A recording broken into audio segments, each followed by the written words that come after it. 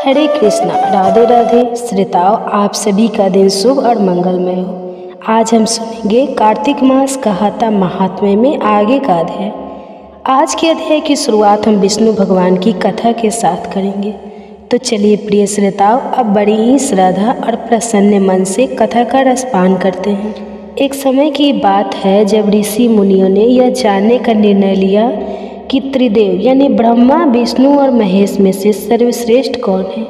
इस बात का पता लगाने की जिम्मेदारी भृंगु ऋषि को दी गई। भृंगु ऋषि इस बात का पता लगाने के लिए सबसे पहले ब्रह्मलोक गए और वहां पहुंचकर ब्रह्मा देव की परीक्षा लेने लगे। उन्होंने सीधे क्रोध में पूछा, आपने मुझे प्रणाम क्यों नहीं किया। यह सुनते ही ब्रह्मदेव को गुस्सा आ गया। उन्होंने झल्लाते हुए पूछा, क्या एक पुत्र अपने पिता से श्रेष्ठ हो गया है जो उसे मुझे प्रणाम करना होगा। यह सुनने के बाद भृंगु ऋषि उनसे कहते हैं कि मैं तो आपकी परीक्षा ले रहा था और आप मुझ पर क्रोधित हो गए। इतना कहकर भृंगु ऋषि वहाँ से सीधे कैलाश चले गए। वहाँ जाकर वह नंदी से कहते हैं कि मुझे शिव जी से मिलना है। नंदी ने ऋषि को जवाब देते हुए कहा, मैं भगवान शिव का ध्यान भंग नहीं कर सकता। ऐसा करने पर भोलेनाथ क्रोधित होंगे। नंदी का जवाब सुनकर भृंगु ऋषि खुद ही शिव जी के ध्यान को भंग कर देते हैं। शिव जी का ध्यान भंग होने पर वह भी गुस्सा करते हुए भृंगु ऋषि को भस्म करने की बात कहते हैं। तभी माता पार्वती उन्हें रोकती है और ऋषि मुनियों को क्षमा करने की प्रार्थना करती है। शिव जी के गुस्से को देखने के बाद भृंगु ऋषि कैलाश से सीधे बैकुंठ चले जाते हैं। वहाँ वह देखते हैं कि भगवान विष्णु आराम कर रहे हैं और माता लक्ष्मी उनके पैर दबा रही होती है। उसी वक्त भृंगु ऋषि सीधे विष्णु भगवान की छाती पर पैर से प्रहार कर देते हैं। इस प्रहार से भगवान विष्णु की नींद खुल जाती है और वह भृंगु ऋषि से प्यार से पूछते हैं, ऋषिवर, मेरे कठोर शरीर से कहीं आपके कोमल पैर को चोट तो नहीं लगी। अगर लगी होगी तो मुझे क्षमा कर दे। यह सुनते ही ऋषि प्रसन्न हो जाते हैं और समझ जाते हैं कि भगवान विष्णु ही त्रिदेव में सर्वश्रेष्ठ हैं। माँ लक्ष्मी भी यह सब होते हुए देखती हैं। वह गुस्से में कहती है, नाथ, उन्होंने आपको पैर से मारा और आप इस तरह प्रेम भाव दिखा रहे हैं। क्रोध में वह भगवान विष्णु को छोड़कर बैकुंठ से सीधे धरती चली आती है और धरती के कोलाहपुर में रहने लगती है। माता लक्ष्मी के बैकुंठ छोड़कर चले जाने पर भगवान विष्णु को लगता है कि उनका सम्मान और संपत्ति नष्ट हो गई है। इसी वजह से उनका मन काफ़ी अशांत रहने लगा। फिर वह माता लक्ष्मी की तलाश में धरती चले जाते हैं। धरती जाकर भगवान विष्णु श्रीनिवास नामक व्यक्ति बनकर माता लक्ष्मी को ढूंढने लगते हैं। माता लक्ष्मी को ढूंढते ढूंढते वो बैकुंठ पर्वत क्षेत्र में स्थित बकुला माई के आश्रम पहुंच जाते हैं। वहां बकुला माई ने उनका आदर पूर्वक स्वागत किया और उन्हें आश्रम में ही रहने के लिए कहा। उस आश्रम में भगवान आराम से श्रीनिवास बनकर रहने लगे। कुछ दिन बाद वहां एक हाथी आ जाता है जो सबको परेशान करता है। यह देख श्रीनिवास धनुष बाण लेकर हाथी की ओर दौड़ते हैं। उन्हें आता देख हाथी डरकर घने जंगल में भाग जाता है। श्रीनिवास उस हाथी का पीछा करते हुए थककर एक सरोवर के पास पेड़ की छाया में आराम करने लगते हैं और कुछ ही देर में उन्हें नींद आ जाती है। नींद में वह कुछ युवतियों का शोर सुनते हैं जिससे उनकी नींद टूटती है। आंखें खुलती हैं, वह खुद को 5-6 युवतियों से घिरा पाते हैं। युवतियाँ श्रीनिवास को डांटते हुए बोलती है कि यह राजकुमारी ये प्रज्ञावती का उपवन है और इस क्षेत्र में पुरुषों का आना एकदम मना है। यहाँ तुम कैसे और किस लिए आए हो। श्रीनिवास जी जवाब दे ही रहे थे, तभी उनकी नज़र वृक्ष के पीछे से झांकती राजकुमारी प्रज्ञावती पर पड़ी। वह उसे देखते ही रह गए। कुछ देर में वह युवतियों को बताते हैं कि मैं एक हाथी का पीछा करते हुए यहाँ पहुँचा हूँ। मुझे बिल्कुल भी पता नहीं था कि यहाँ पुरुषों का आना माना है। मुझे क्षमा कर दे। इतना कहकर वह बकुला माई की आश्रम लौट जाते हैं। आश्रम लौटने के बाद श्रीनिवास का किसी भी काम में मन नहीं लगता। तब एक दिन बकुला माई उनसे उनकी उदासी की वजह पूछती है। उदास होकर श्रीनिवास प्रज्ञावती के बारे में उन्हें बताते हैं और कहते हैं कि मैं उसके बिना नहीं रह पाऊंगा। बकुला माई उन्हें कहती है कि ऐसा सपना ना देखिए जो पूरा ना हो सके। वह एक प्रतापी राजा चोल नरेश आकाश राज की बेटी है और आप एक आश्रम में रहने वाले कुल और गोत्रहीन युवक हैं। कुछ देर सोचने के बाद श्रीनिवास जी कहते हैं कि माँ, एक तरीका है, बस आपको मेरा साथ देना होगा। बकुला माई श्रीनिवास का प्यार देखकर हाँ कह देती है। दूसरे दिन श्रीनिवास ज्योतिष विद्या में निपुण औरत का वेश धारण करके राजा आकाश के नगर नारायणपुर पहुँचते हैं। उनकी विद्या की वजह से हर तरफ उनकी चर्चा होने लगती है। होते होते एक दिन राजा ने उन्हें अपनी बेटी प्रज्ञावती का हाथ देखने के लिए श्रीनिवास को अपने महल बुलवाया। वहाँ पहुंचकर उन्होंने राजकुमारी के हाथों की रेखा देखी और कहा कि कुछ दिन पहले एक युवक से वन में तुम्हारी मुलाकात हुई होगी। प्रज्ञावती ने जवाब में हाँ कहा। महिला बने श्रीनिवास ने कहा कि उसी युवक के साथ तुम्हारा विवाह होगा। तभी प्रज्ञावती की माँ धरना देवी उनसे पूछती है कि यह कैसे होगा। तब ज्योतिष औरत कहती है कि यह इसके भाग्य में लिखा है और ग्रह यह कहते हैं कि एक औरत इसके लिए आपकी बेटी का रिश्ता मांगने आएगी। 2 दिन बीतने के बाद बकुला माई एक तपस्विनी बनकर राजमहल गई और अपने युवा पुत्र के लिए प्रज्ञावती के रिश्ते की बात की। तभी राजा आकाश बकुला माई को पहचान जाते हैं और उनसे पूछते हैं कि वह युवक कौन है। बकुला माई उन्हें श्रीनिवास के बारे में बताते हुए कहती है कि वह चंद्रवंश में जन्मा हुआ लड़का है जो मेरे आश्रम में रहता है और मुझे माँ मानता है। राजा उनकी बात सुनने के बाद बकुला माई से सोचने के लिए कुछ दिन मांगते। फिर राजा ने अपने राज पुरोहित को बुलाकर इस बारे में चर्चा की। सब कुछ जानने के बाद राज पुरोहित श्रीनिवास के बारे में पता लगाने में जुट जाते हैं। श्रीनिवास के बारे में अच्छे से पता करके वह राजा को कहते हैं कि महाराज, उसमें भगवान विष्णु के समान गुण हैं और आपकी पुत्री लक्ष्मी जैसी है। ऐसे में यह वर आपकी पुत्री के लिए सुयोग है। ये सुनकर राजा तुरंत बकुला माई के आश्रम में अपनी स्वीकृति के साथ विवाह की लगन पत्रिका भिजवा देते हैं। श्रीनिवास और बकुला माई को राजा की मंजूरी से जितनी खुशी हुई उतनी ही चिंता होने लगी। दोनों के मन में होता है कि उनके पास शादी कराने के लिए पर्याप्त धन नहीं है और न ही विवाह के बाद लड़की के रहने के लिए घर है। तब बकुला माई श्रीनिवास के लेकर बड़ा स्वामी के पास जाकर उन्हें श्रीनिवास के शादी में खर्च के लिए धन की कमी की समस्या के बारे में कही। तब बड़ा स्वामी 8 दिक्पाल का आह्वान करते हैं। तभी वहाँ ब्रह्मा, शंकर, इंद्र, कुबेर आदि और माँ लक्ष्मी को सारी बातें बता देते हैं। जैसे ही माता लक्ष्मी को पता चलता है कि विष्णु जी ने श्रीनिवास बनकर प्रज्ञावती से शादी करके बैकुंठ जल पर्वत पर कर रहे हैं तो वह उदास हो जाती है। कुछ ही देर में वह सीधे विष्णु भगवान से मिलने के लिए बैकुंठ जल पहुंच जाती है। वहां वह देखती है कि प्रज्ञावती बड़े प्यार से श्रीनिवास की सेवा कर रही है। माँ लक्ष्मी से रहा नहीं जाता और वह उन्हें भला बुरा कहने लगती है। आखिर में वह प्रज्ञावती को बताती है कि यह श्रीनिवास नहीं बल्कि मेरे पति विष्णु हैं। तुमने इनसे कैसे विवाह कर लिया। फिर माता लक्ष्मी और प्रज्ञावती के बीच बहुत देर तक वाद विवाद होने लगता है।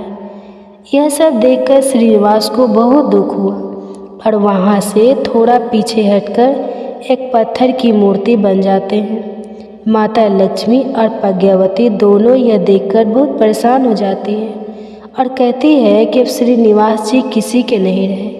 तभी मूर्ति से आवाज़ आती है, देवियों, हमेशा मैं तुम्हारे अंदर रहूँगा और मुझे लोग वेंकटेश्वर स्वामी के नाम से जानेंगे।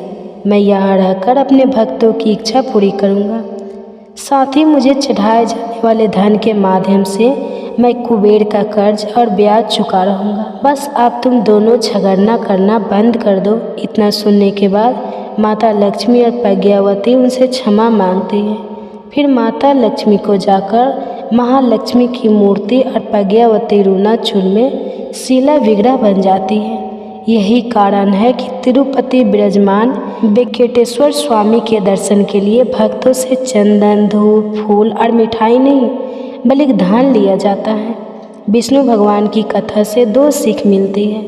पहली यह कि विनम्र भाव से ही व्यक्ति श्रेष्ठ कहलाता है। दूसरी यह कि क्रोध में आकर कोई भी फैसला नहीं लेना चाहिए। तो प्रेम से बोलिए लक्ष्मी नारायण की जय। आइए अब आज के कार्तिक महात्म्य के अध्याय को सुनते हैं। नारद जी कहते हैं कि हे राजन, कार्तिक शुक्ल दूज को यम द्वितीया कहते हैं। इस दिन यमुना जी में स्नान करके यमराज का पूजन करते हैं। इस द्वितीया को भैया दूज भी कहते हैं। इस दिन भाई अपने घर भोजन ना करके अपने बैसे के घर भोजन करें। अपनी बहन ना हो तो गुरु की कन्या भी बहन के समान होती है, अतः उसे ही बहन माने। उस दिन बहन अपने भाई को तिलक करके भोजन कराए, भाई भी अपनी श्रद्धा तथा सामर्थ्य अनुसार दक्षिणा दे। इतनी कथा सुनकर राजा पृथु ने नारद जी से पूछा कि हे नारद जी, सब क्षेत्रों में उत्तम क्षेत्र कौन सा है? नारद जी कहने लगे, राजन, सब क्षेत्रों में उत्तम गंगा तथा यमुना का संगम है, जिसमें स्नान आदि करने की ब्रह्मा आदि देवता भी इच्छा करते हैं। गंगा के स्मरण मात्र से मनुष्य के अनेक पाप नष्ट हो जाते हैं। गंगा जी में स्नान करने से मनुष्य के पाप नाश होकर कई कुल परम पद को प्राप्त हो जाते हैं। गंगा स्नान की अभिलाषा करने से मनुष्य अनेक जन्म के पापों से मुक्त हो जाते हैं।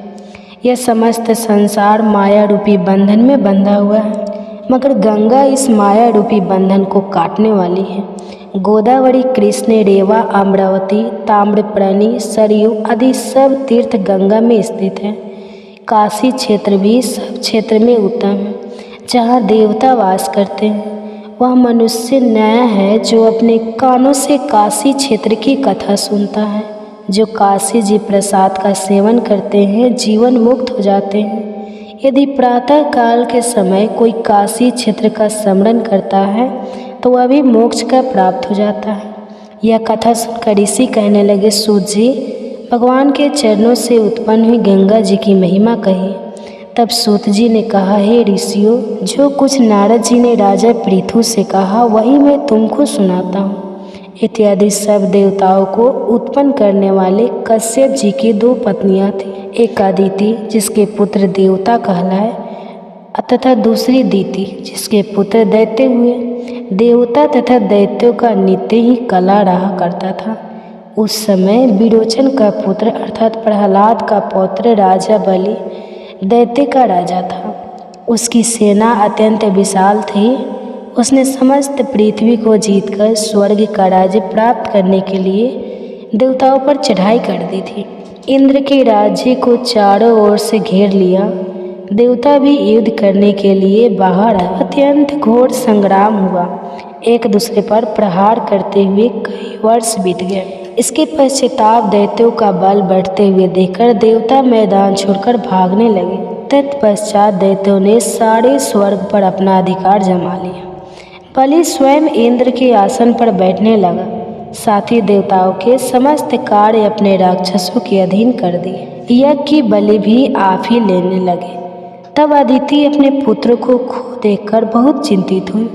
फिर वह अपना स्थान छोड़कर देवताओं की जय तथा दैत्यों की पराजय से निमित्त भगवान की तपस्या करने के लिए हिला पर्वत पर चली गई। वहाँ कुछ समय फलाहार खाकर कुछ काले सूखे पत्ते और कुछ काले तक पावन की आहार करती रही।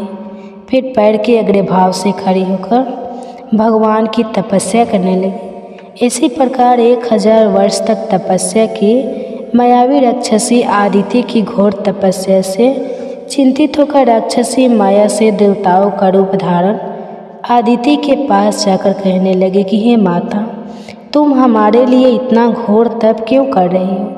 आत्मघाती, आप तप छोड़कर अपने नेत्रों को सुखी कीजिए। परंतु यह सुनकर भी अदिति समाधि से चलायमान ना हुई। तब उन्होंने अदिति को मार डालने का निश्चय किया। अतः उन्होंने आदिति को जीवित जला देने के लिए उसने आग लगा दी, परंतु उस अग्नि में दैत्य वह जल गए। आदिति को किसी भी प्रकार की हानि ही नहीं पहुंची और ना उन्हें उसका पता चला, क्योंकि भगवान ने अपने चक्र सुदर्शन से आदिति की रक्षा की। तो प्रेम से बोलिए लक्ष्मी नारायण की जय। इस प्रकार यह अध्याय की कहानी पूरी होती है। अब मिलते हैं अगले अध्याय में। कहानी पसंद आए तो चैनल को सब्सक्राइब करें और वीडियो को लाइक और शेयर करें। जय श्री कृष्णा, राधे राधे। आप सुनिए कार्तिक मास के तुलसी माता की कथा। बातें बिल्कुल भी पसंद नहीं थी। जब कभी उसकी भाभी को बहुत ज़्यादा गुस्सा आता तब वह अपनी ननद को ताना देते हुए कहती कि जब तुम्हारा विवाह होगा तो मैं इस तुलसी को ही बारातियों की खाने को दूंगी और तुम्हारे दहेज में भी तुलसी ही दूंगी। तुम्हें और कोई काम धंधा है नहीं, जब देखो तुलसी की ही सेवा करती रहती हो। कुछ समय बीत जाने पर ननद का विवाह तय हो गया। विवाह के दिन भाभी ने अपने कहे अनुसार बारातियों के सामने तुलसी का गमला फोड़ दिया, जिसकी सेवा उसकी ननद किया करती थी, और तुलसी के पत्ते खाने के लिए सभी बारातियों को दे दिए। तुलसी जी की कृपा से वह फूटा हुआ गमला कई सारे स्वादिष्ट पकवानों में बदल गया। भाभी ने गहनों के नाम पर तुलसी की मंजरी से बने हुए गहने अपनी ननद को पहना दिए। तुलसी जी की कृपा से देखते ही देखते तुलसी जी की मंजरी से बने वह गहने भी सुंदर सोने जवाहरात में बदल गए। इतना ही नहीं, भाभी ने मारे क्रोध के वस्त्रों के स्थान पर तुलसी का जनेऊ रख दिया और वह भी रेशमी और सुंदर वस्त्रों में बदल गया। अब जब ननद अपनी ससुराल में पहुंची तो ससुराल में तो उसके दहेज की बहुत प्रशंसा हुई। यह बात भाभी के कानों तक भी पहुंची। उसे बहुत आश्चर्य हुआ कि उसने सोचा कि उसने तो ननद के गहने, कपड़े और जनेऊ तक तुलसी जी के ही रखे थे और तुलसी जी की मंजरी रखी थी। यह सब जानकर भाभी को बहुत आश्चर्य हुआ। अब उसे तुलसी जी की पूजा का महत्व समझ में आ गया था। उस भाभी की भी एक बेटी थी। वह तब अपनी बेटी से कहने लगी कि बेटी, तुम भी तुलसी जी की सेवा किया करो, तुम्हें भी तुम्हारी बुआ की तरह फल मिलेगा। वह जबरदस्ती अपनी बेटी से तुलसी महारानी की सेवा करने को कहा करती, लेकिन लड़की का मन तो तुलसी की सेवा में लगता ही नहीं था। धीरे धीरे समय बीतता गया और भाभी की लड़की बड़ी हो गई। अब उसके विवाह का समय आ गया। तब भाभी सोचने लगी कि जैसा व्यवहार मैंने अपनी ननद के साथ किया था, वैसा ही व्यवहार अब मैं अपनी बेटी के साथ भी करूँगी, तो यह भी गहनों से लद जाएगी और बारातियों को भी खाने में तरह तरह के पकवान मिलेंगे। भाभी मन ही मन सोचने लगी कि ससुराल में भी मेरी बेटी को बहुत मान सम्मान मिलेगा। यही सोचकर भाभी बारातियों के सामने तुलसी का गमला फोड़ देती है, लेकिन इस बार गमले की मिट्टी मिट्टी ही रहती है। मंजरी और पत्ते भी अपने ही रूप में रहते हैं। जनेऊ भी अपना रूप नहीं बदला। जब भाभी ने सभी बारातियों को खाने में तुलसी के पत्ते दिए तो ये देखकर सभी लोग और बारात भी भाभी की बुराई करने लगे। भाभी ने लालच में आकर अपनी बेटी के दहेज में भी तुलसी के पत्ते और मंजरी आदि रख दिए थे। जब बेटी अपने ससुराल पहुंची तो वहां पर भी उसकी बुराई ही हुई। भाभी गुस्से के कारण कभी भी अपनी ननद को नहीं बुलाती थी। एक दिन भाई ने सोचा कि मेरी पत्नी तो मेरी बहन को बुलाती नहीं है, क्यों ना मैं ही अपनी बहन से मिलकर आऊँ। यह सोचकर उसने अपनी पत्नी से कहा और कुछ उपहार अपनी बहन के लिए ले जाने की बात कही। तो भाभी ने थैले में ज्वार भरकर कह दिया कि यह लो और कुछ नहीं है, तुम यही लेकर जाओ। तब भाई बहुत दुखी मन से अपनी बहन के पास चल दिया। रास्ते में वह सोचता रहा कि कोई भला भाई अपनी बहन के घर ज्वार कैसे ले जा सकता है। यही सोचकर वह एक गौशाला के पास रुक गया और ज्वार का वह थैला उसने एक गाय के सामने पलट दिया। तभी एक ग्वाले ने यह सब देख लिया। तब उस ग्वाले ने आकर उसके भाई से कहा कि अरे, आप गाय के सामने यह हीरे मोती और सोना क्यों डाल रहे हो, इसे तो घास डालनी होती है। तब भाई ने मुड़कर देखा तो वह हैरान रह गया। फिर भाई ने ग्वाले की सारी बात बताई और धन लेकर खुशी खुशी अपनी बहन के घर चल दिया। दोनों भाई बहन एक दूसरे को देखकर बहुत प्रसन्न हो गए। तब बहन ने तुलसी माता से सच्चे मन से प्रार्थना की कि उसकी भाभी को सद्बुद्धि प्राप्त हो जाए और तुलसी माता की कृपा से उनके घर में सुख समृद्धि और धन के भंडार भर जाए। तब कुछ दिनों के बाद देखते ही देखते भाभी का मन बदल गया और वह अपनी ननद को बहुत सम्मान देने लगी और वह भी सच्चे मन से तुलसी जी की सेवा करने लगी। तुलसी माता की कृपा से उनके घर में सुख समृद्धि के भंडार भर गए। उनके घर में अब कलह कलेश नहीं होता था और सभी सुख से रहने लगे। तो प्रेम से बोलिए तुलसी माता की जय। अब आइए सुनते हैं कार्तिक स्नान की कथा, जिसे सुनने से घर में सुख समृद्धि का वास होता है। एक बार एक बूढ़ी माई थी जो चतुर्मास में पुष्कर स्नान किया करती थी। उनका एक बेटा और बहू थी। एक दिन बूढ़ी माई ने अपनी बहू को फलाहार बनाने को कहा तो बहू ने खाली टिफिन ही रख दिया। बेटा माँ को पहचानने के लिए पुष्कर गया तो रास्ते में एक जगह पर बेटा माँ से बोला, माँ फलाहार कर लो। जहाँ पानी मिला वहीं पर वह बूढ़ी माई अपने बेटे के साथ फलाहार करने बैठ गई। तो भगवान की कृपा से खाली टिफिन फलों से भर गया। माँ ने फलाहार कर लिया और बेटा पुष्कर में माँ के रहने के लिए झोपड़ी बनाकर वापस घर आ गया। रात में बूढ़ी माई के दरवाजे पर सावन मास आया और दरवाज़ा खटखटाकर बोला, बूढ़ी माई दरवाज़ा खोल। तब बूढ़ी माई ने पूछा, आप कौन हो? तो उसने बोला कि सावन मास ने कहा, मैं श्रावण मास हूँ। बूढ़ी माई ने तुरंत दरवाज़ा खोल दिया। बूढ़ी माई ने भगवान शिव और देवी पार्वती की पूजा अर्चना की, बेलपत्र से अभिषेक किया। जाते समय श्रावण मास ने बूढ़ी माई को खूब आशीर्वाद दिया और झोपड़ी की एक दीवार सोने की हो गई। इसके बाद भाद्रपद मास आया। उसने भी दरवाज़ा खोलने के लिए बूढ़ी माई से कहा। बूढ़ी माई ने दरवाज़ा खोला, सत बनाकर कजरी तीज मनाई। भाद्रपद मास ने बूढ़ी माँ को आशीर्वाद दिया और झोपड़ी की तीसरी दीवार भी सोने की हो गई। आश्विन मास आया और उसने भी दरवाज़ा खटखटाकर खोलने को कहा। बूढ़ी माई ने दरवाज़ा खोला, पितरों का तर्पण कर ब्राह्मण भोज कराकर श्राद्ध किया। फिर नवरात्रि में माँ दुर्गा को अखंड ज्योति जलाकर प्रसन्न किया।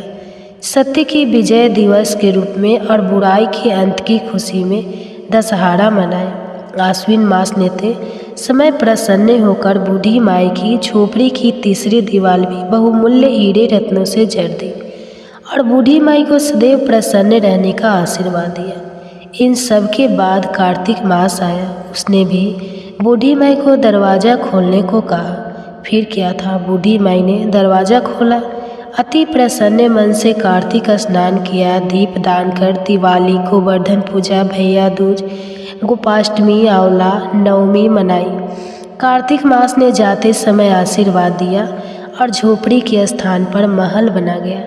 बूढ़ी माई अब गरीबों की सेवा कर भजन कीर्तन में अपना समय बिताने लगी। कुछ समय बाद बेटा जब अपनी माँ को लेने आया तो माँ और झोपड़ी को पहचान नहीं सका।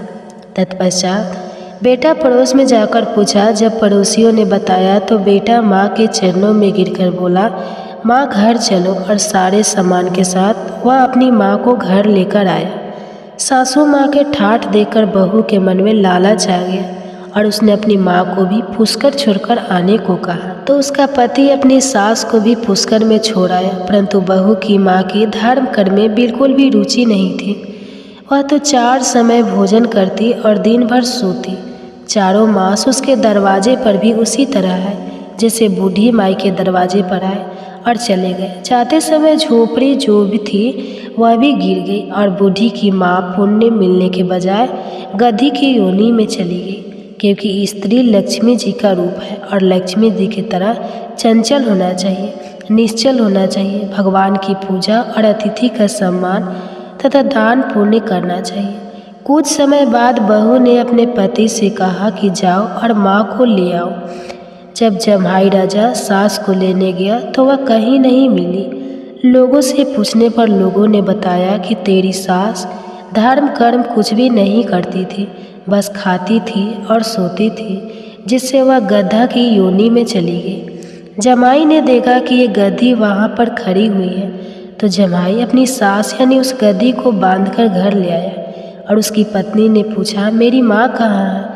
तब पति ने कहा कि तुम्हारे लालच की वजह से तुम्हारी माँ गद्दी की योनि में आ गई है। बड़े बड़े विद्वानों, ब्राह्मण, ऋषि मुनियों से पूछने पर उन्होंने बताया कि तुम्हारी सास के स्नान किए पानी से स्नान करने पर उसे मनुष्य योनि मिलेगी। तब बहू ने ऐसा ही किया और उसकी माँ पुनः मनुष्य योनि में आ गई। हे गाधा दामोदर भगवान, जैसा बुढ़िया माई को दिया वैसा सबको देना। कथा कहने वाले को, सुनने वाले को और हुंकारा भरने वाले को सबको देना। आप सुनिए कार्तिक मास महात्म्य में आज का अध्याय।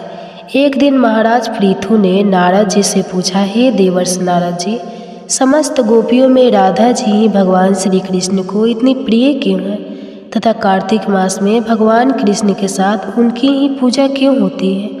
नारद जी ने कहा, हे राजन, पहले मनवंतर में पंचाल देश में प्राचीन वेही नाम का एक राजा था।